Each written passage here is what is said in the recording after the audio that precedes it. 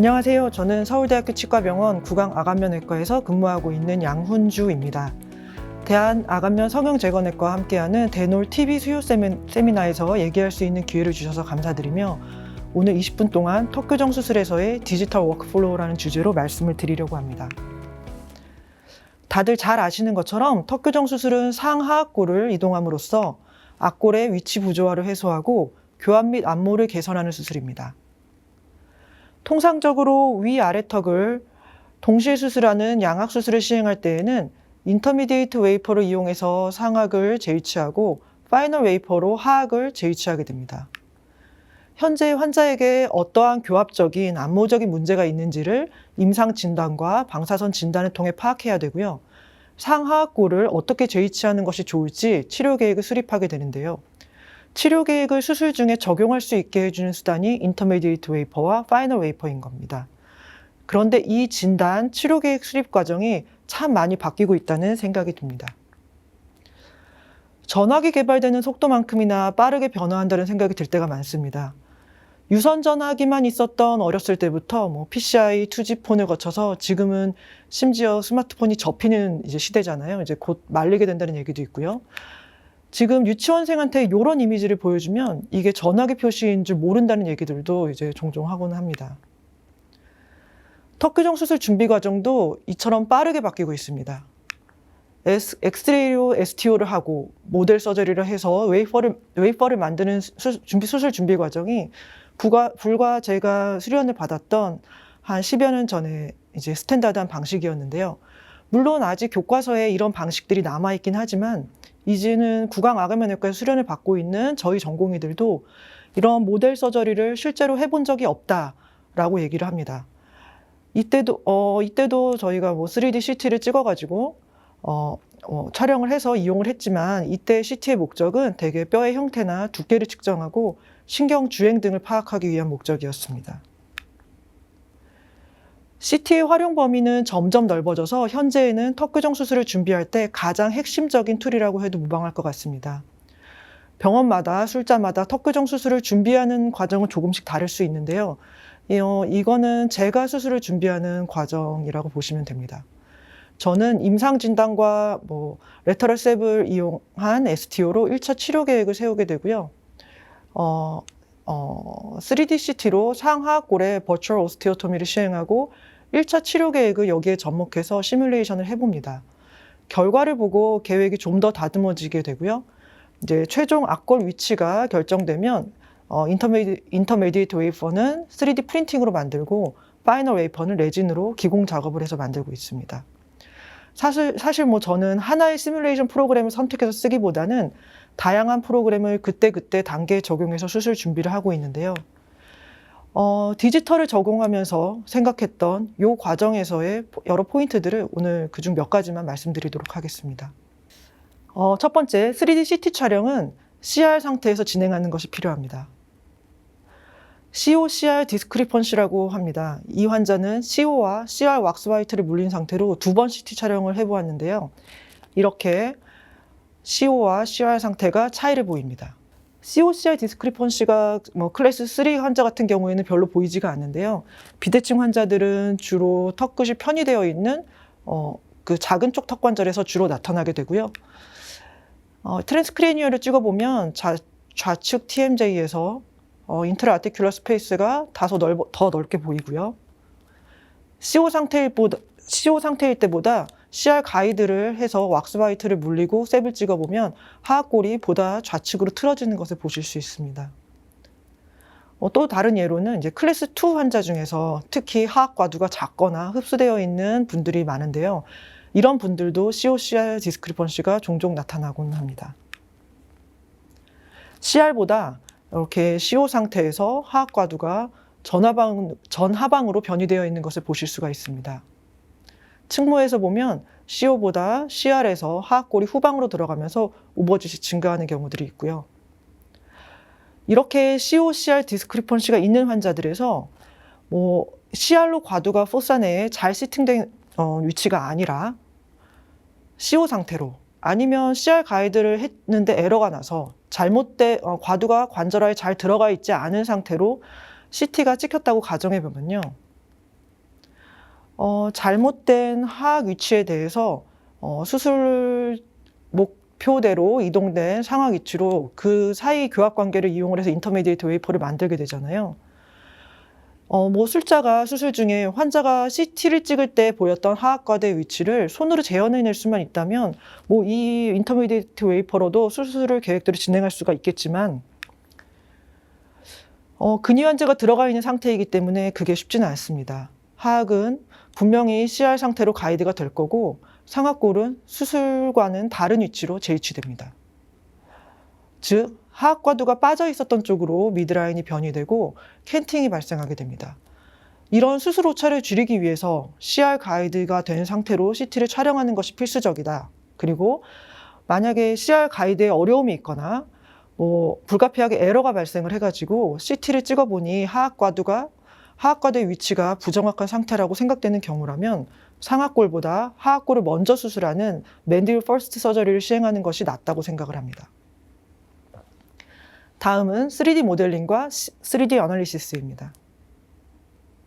CT 촬영 후의 과정을 간단히 설명을 드리겠습니다.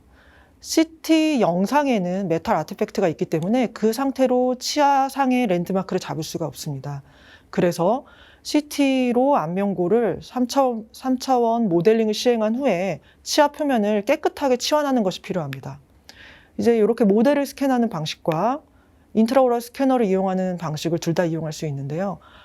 저는 어차피 모델을 이용해서 최종 교합을 잡는 방식을 사용하고 있기 때문에 모델 스캐너를 이용을 하고 있고요. 이렇게 교합 상태로 스캔된 파일은 추후에 하악골을 상악골에 맞춰서 최종 교합대로 이동시킬 때 또 필요합니다. 이처럼 CT의 치아 교합 평면에 이제 지저분한 평면이 스캔된 치아로 정합이 되면 이 치아 표면에 랜드마크 설정이 가능합니다.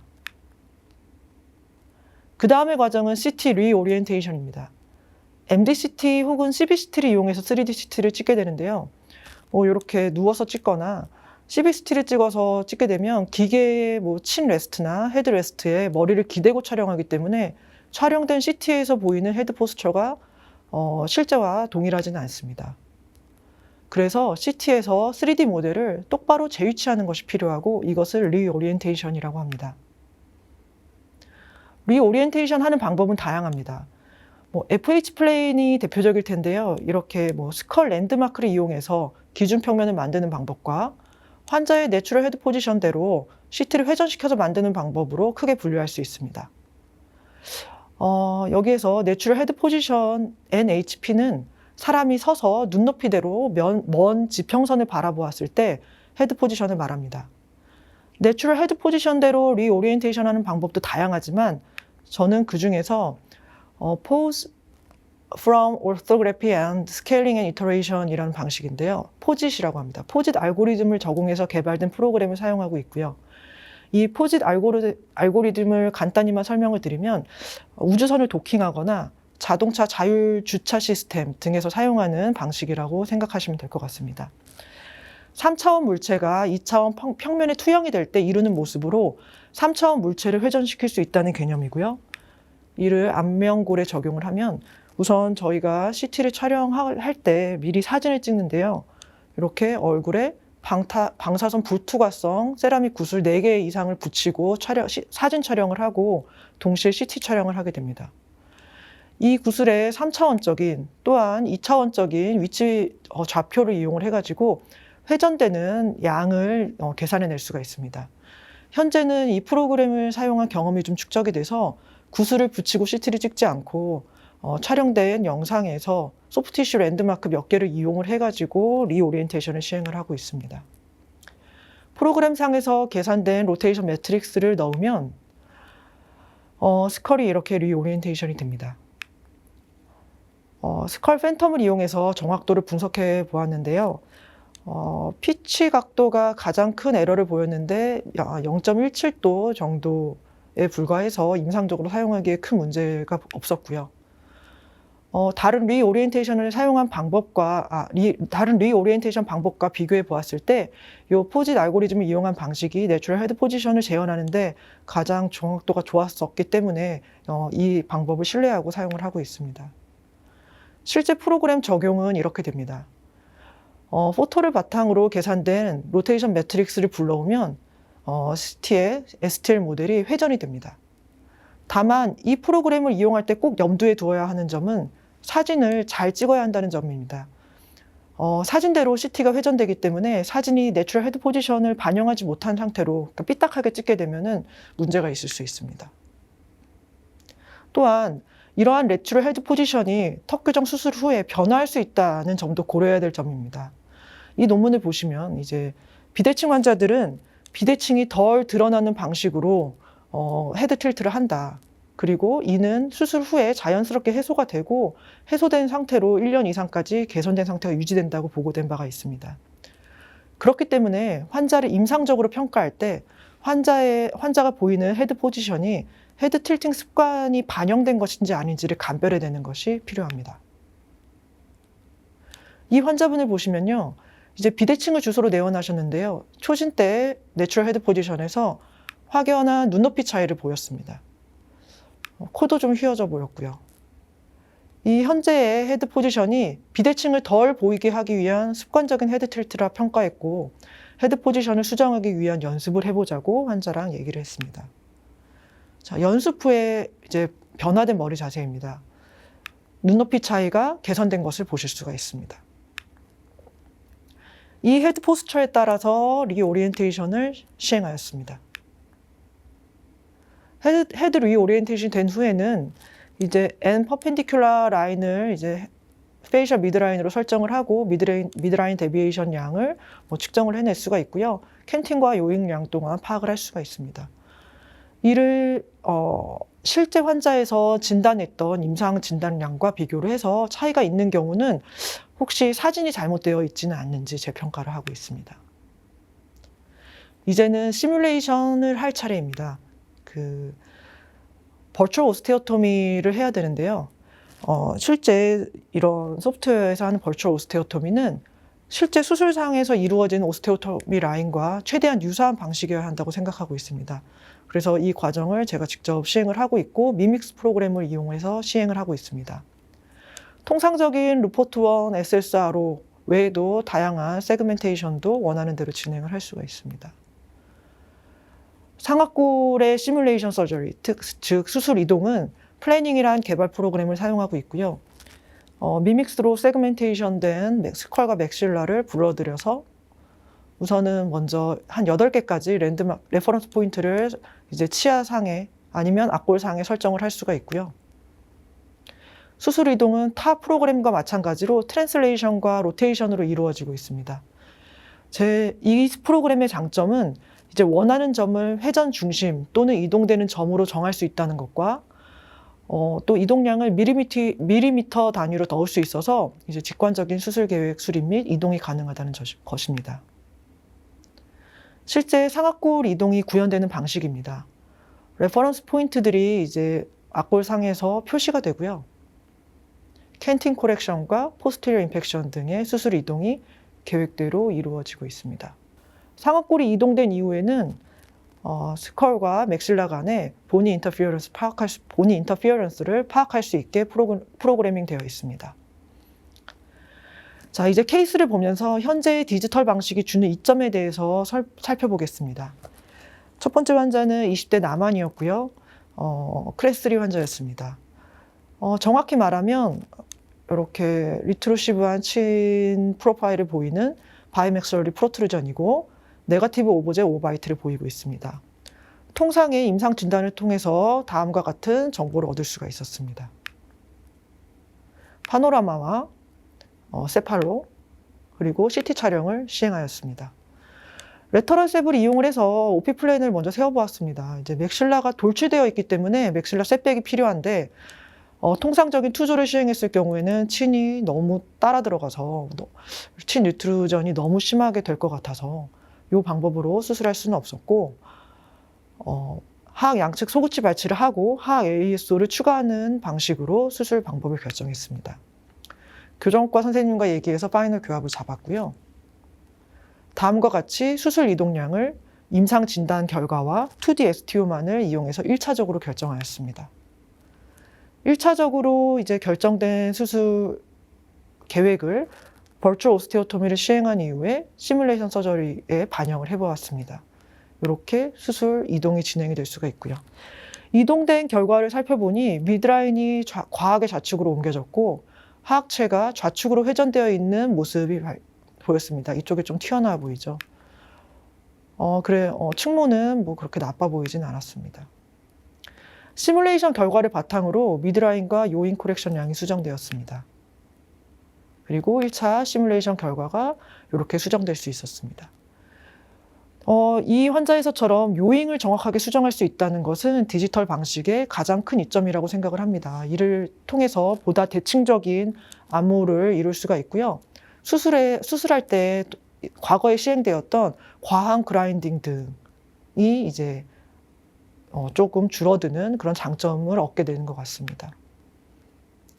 하악골의 수술량, 이동량까지 컴퓨터로 측정이 돼서 추가된 최종 수술 계획입니다. 실제 수술과 유사하게 버추얼 오스테오토미가 시행되었기 때문에 상하악골의 본 인터피어런스가 이제 예상이 될 수가 있었고요. 이렇게 되면은 저희가 필요한 부분만 선택적으로 삭제를 할 수 있다는 장점이 있습니다.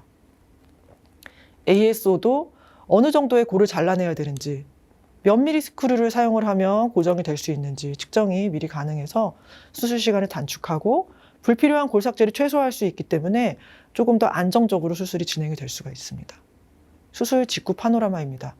시뮬레이션 결과를 바탕으로 하여 하악 ISO 시에 골 삭제를 최소화했기 때문에 좋은 골 접촉을 얻을 수 있었습니다. 셉 수술 전후이고요. CT 결과입니다.